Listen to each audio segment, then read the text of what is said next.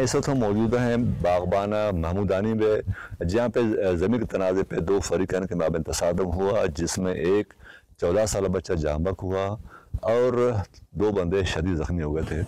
जिसके बाद ये जो वर्सा थे, इन्होंने कौमी शाहरा पर धरना दिया लाश के हमरा, और ये मुतालबा किया कि जो मकामी लेवी जानकार हैं उनकी जानिबदारी से ये वाक़या पेश आया है।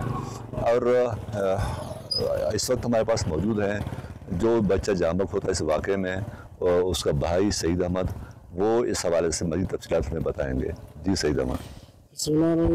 ये अमलनाक दर्द अमलनाक है, क्योंकि ये एक ज़मीनी तनाज़ा था और इसलिए ये हमारे ऊपर फायरिंग करके और सोलरिंग का हमारे तोड़ दिया। हम लोगों ने बर्दाश्त किया, फिर आकर इन लोगों ने और घर में हमला किया।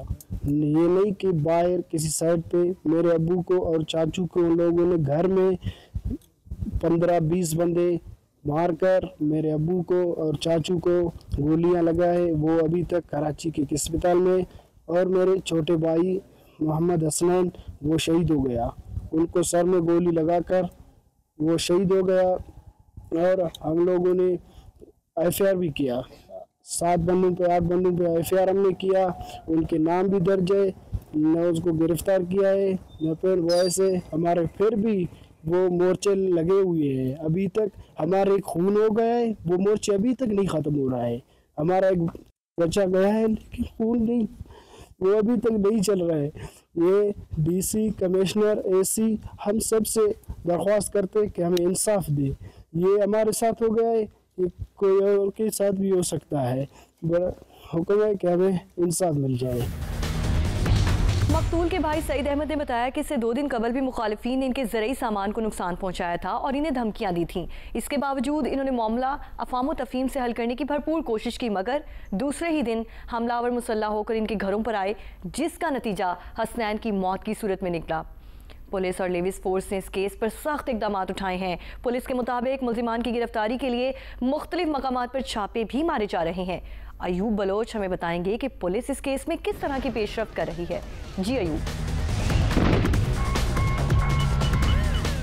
जी इस वक्त हम मौजूद हैं लेवी थाना बागबान में, और एक अफसोसनाक वाक़या पेश आया था चंद दिन पहले महमूदानी बागबान में।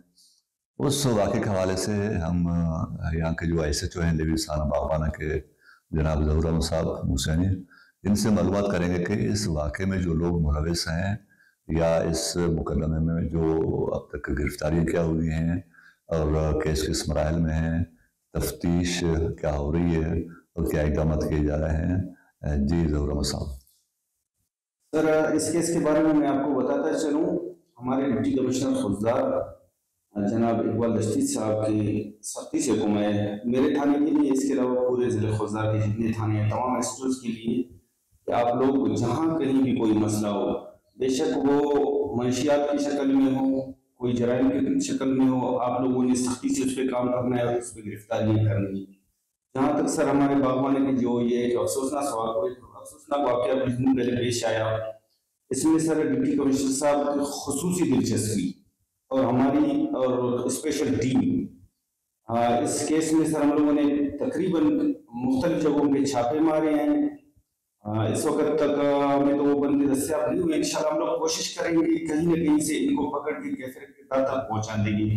हमारी नज़र में सर मुजरिम होता है, चाहे जो जिस तरह का भी हो। इंशाल्लाह हम लोग अपनी तरफ से भरपूर कोशिश कर रहे हैं कि इस तरह के वाक़यात ना हो। जहाँ तक मनशियात का मैं कह रहा हूँ आपको, मनशियात में हमारे बागबान थाने ने काफ़ी पकड़े हैं, और इस तरह जैसे कातिल, चोरी वगैरह, इस तरह के हम लोगों ने तकरीबन गिरफ्तारियां की है। और इस मसले में जो परसों का वाक़या है, इसमें भी मैंने मुख्तलिफ टीमें तश्कील की हैं। कुछ सेवर में हमारे बंदे लगाए हुए, कुछ वर्दी में, और मुख्तलिफ एरिया में हम छापे मार रहे हैं। हत्ता कि अपने खुजदार एरिया में भी कुछ मालूमात मिले, और वहाँ भी हम लोगों ने 2-3 जगह छापे मारे हैं। इंशाल्लाह हम लोग कोशिश करेंगे बहुत जल्द इंशाल्लाह इनको कैफियत तक पहुँचा देंगे।